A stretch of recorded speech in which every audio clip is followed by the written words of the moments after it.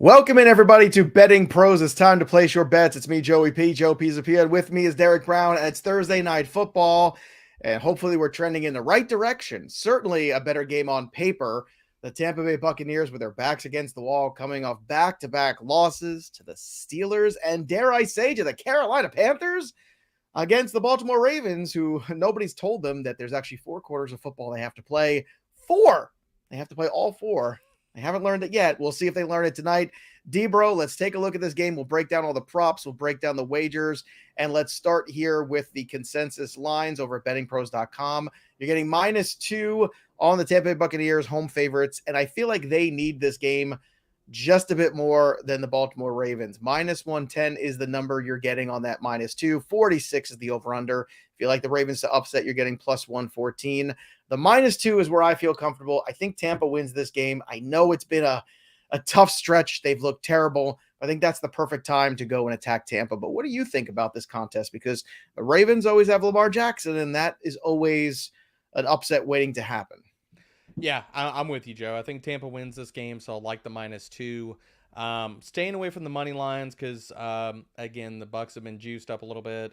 If I'm probably staying away from the total, but if I was going to bet one side of it, I'd probably take the under on the 46. I think Baltimore, really the thing about it is they're probably going to try to slow this game down. Slow the game down, keep away from the Bucks and keep their offense off the field. So if you're talking about decreasing play volume, and we know the Bucks are going to push the pace, then that leans me more to the under here. Okay, let's go to Kyle's question here. Kyle says, "What's up, boys? Love the show." Well, thanks for watching, Kyle. We appreciate you. Thanks, I like Kyle. the Ravens first half. Thoughts? Uh, let's talk about that because I think part of understanding the Ravens of this game is understanding all the injuries they're dealing with here. Hmm. You've got questionable Marlon Humphrey, Rashad Bateman, Gus Edwards, who, by the way, did just come back from major knee surgery, played a game, and now we're asking him to play another game a couple days later. That's a little dicey for me. I don't know how much he's going to work in this one. Mark Andrews is questionable with the knee. A lot of banged up pieces here, including Hmm. Marcus Peters and also Ronnie Staley on the offensive line. So I think this is a game that personally Tampa kind of picks up right away, controls the game, and doesn't look back. So I would actually stay away from this. That's where I am on this one. Agreed. But yeah, why do you agree with me here, D?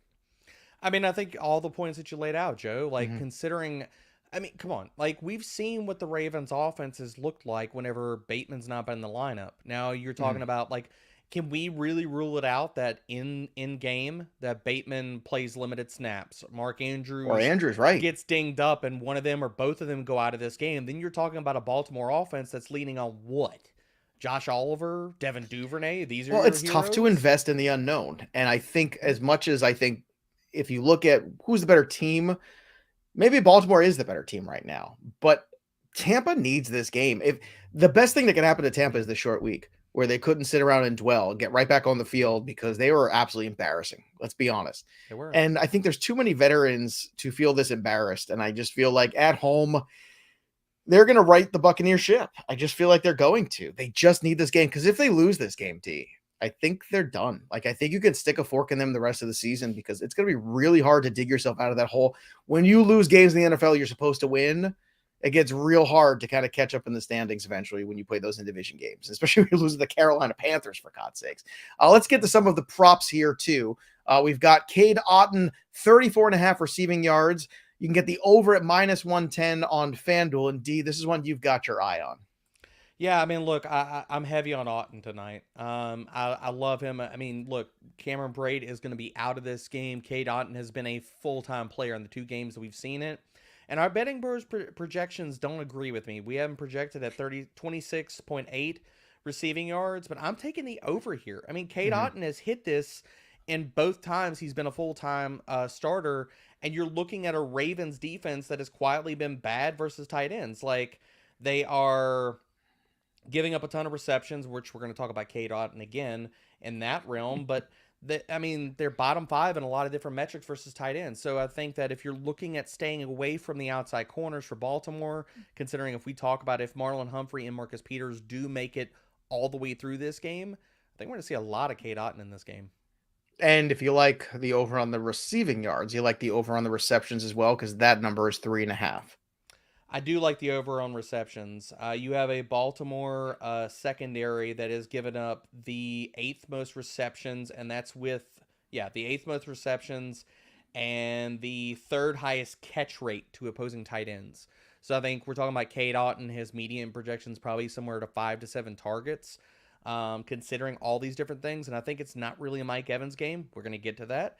So yeah, I think the over for the receptions at, and you can get this. Let me see. You can actually get the over for receptions at plus money at Caesars right now. It's plus 126. Well, if it's not going to be a Mike Evans game, Russell Gage doesn't play this week, and Julio Jones never plays, so that only leaves Chris Godwin. Is that where you're going? So give me Chris Godwin. We've got him at 71.5 receiving yards, minus 110 on FanDuel Sportsbook. Are you an over on this number? I am over on this. I think this is a massive Godwin game. My fantasy ranks tell that story, as well as what I'm going to be betting on this game.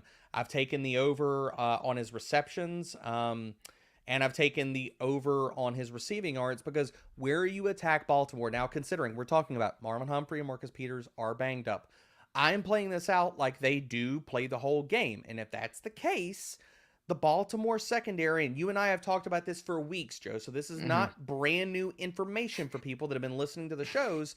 Where you attack them is not against their outside corners. You attack them with running backs in the passing game. You attack them with tight ends and via the slot. Demarion Williams is the slot corner, is the cornerback to attack on the Ravens secondary. I think Chris Godwin is in for a monster game. Every game he's played full-time snaps, he's had 10-plus targets, Joe.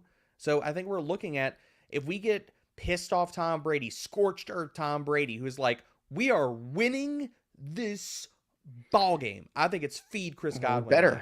You better get him. Chris Godwin, by the way, anytime touchdown score on FanDuel plus 150. Mike Evans plus 115. Cade Otton plus 340. That's a number I like right there. Let's go with that one. Plus 340. I think that's where you want to go. Let's go to Mike Evans. So not as big of a fan of him. 68 yards receiving at minus 101 at Caesars. You're going to go under on Mike Evans. I am going to go under on Mike Evans. And again, I'm looking at, does he, do Peters and Humphrey stay healthy? If they play this entire game, I think it's going to be, and we've seen Mike Evans disappear in various weeks versus top corners. We've seen that happen time and time again, and I think it happens in this game. Our betting pros projections agree with me on this one. We have him projected for 64.7 points. We have seen Mike Evans hit the under twice on this season. So yeah, and he was scratching this against Dallas in week 1, Trevion Diggs. He was scratching the surface. He barely got to 71 yards in that game. Yeah, I'm taking the under on Mike Evans. You've also got Rachaad White in your top 5 props at 2.5 receiving yards, the over plus 110 at DK. Is that just because of the juice? Or do you really think that the 2.5 is actually, can you really get to 3? I mean, Rachaad White hasn't really splashed all that much this year.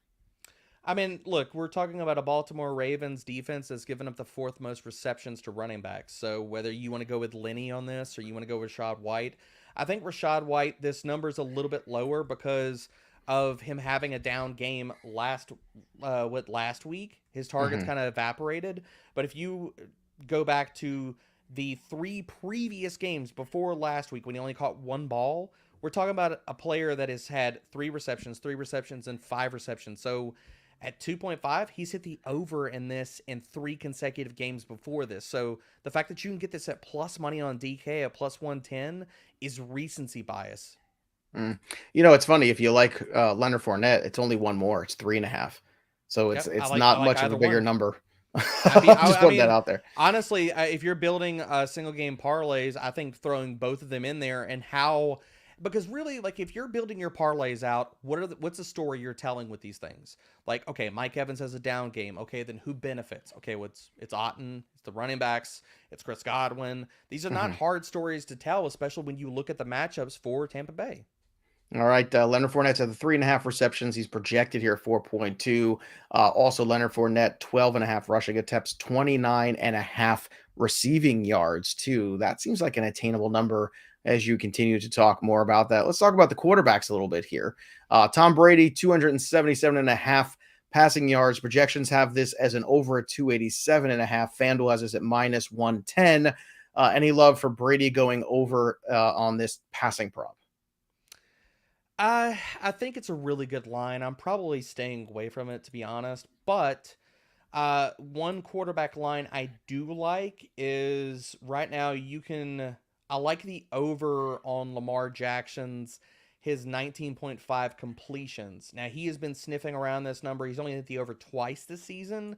But if we're talking about, okay, maybe Gus Edwards doesn't come into this game fully healthy. Okay, are we really going to see a lot of success in Kenyon Drake or Justice Hill on the ground? And if what we're talking about, Joe, if the Ravens get down early, we talked about the first half lines. If they get down early, I think Jackson hits the over here, and you can get this. It's even at BetMGM and on DK Sportsbook. You know which one for me I like the most with Lamar tonight is the 9.5 rushing attempts, because he has had 9 or more in every single game but 2 like that this year. So I think stay away from the yardage, because that can always be bigger variable. But the attempts, especially if Gus Edwards is not 100%, you're gonna have to lean on him a couple times. Maybe a few designed runs will just push him over that number, just generally speaking, because you think that he's going to get out there in space on his own and break down when plays happen. But also, if you design a few runs for him as well, that 9.5 to the attempt seems way more attainable. Also, 0.5 on the interceptions. I would like the over on that one for Lamar tonight. Your thoughts on that? Yeah, I'm fine with that. And for the over on rushing attempts, now the line opened at plus 110. It's been the juice is kind of heavy. I mean, it's looking like minus 130, minus 140 in some different books. So for me, I think it's a good bet, but I'm throwing that into a parlay. If you're looking at like where can I add, and then probably add some alt lines to it and get myself a really nice little long parlay to sweat, I like throwing Lamar Jackson's over rushing attempts in that. Yeah, and I got to be honest with you. I'm staying away from a lot of things on the Baltimore side, and if I'm not, then I'm Same. looking for the unders. The unders on Andrews, the unders on Bateman, all those guys, just because I feel like nobody's really healthy. The short week is very tough. It's just a tough sell for me to invest in those things. So personally, I would advise staying away from them and not making those investments. And if you do want to get some action on the Ravens side, I would shade towards the unders, although that over for the rush attempts for Lamar makes the most sense in terms of game script potentially in this game. And look, I mean, this one, like I said, this is very important for Tampa to go out there and make a statement in tonight's football game. They have not played good football. They have lost to lesser rosters, and now they're getting a real deal roster in here. And the Baltimore Ravens are not without their warts. Let's all realize that this is a secondary you can throw on. This is a defense that takes their foot off the pedal in the second half and in the fourth quarter especially.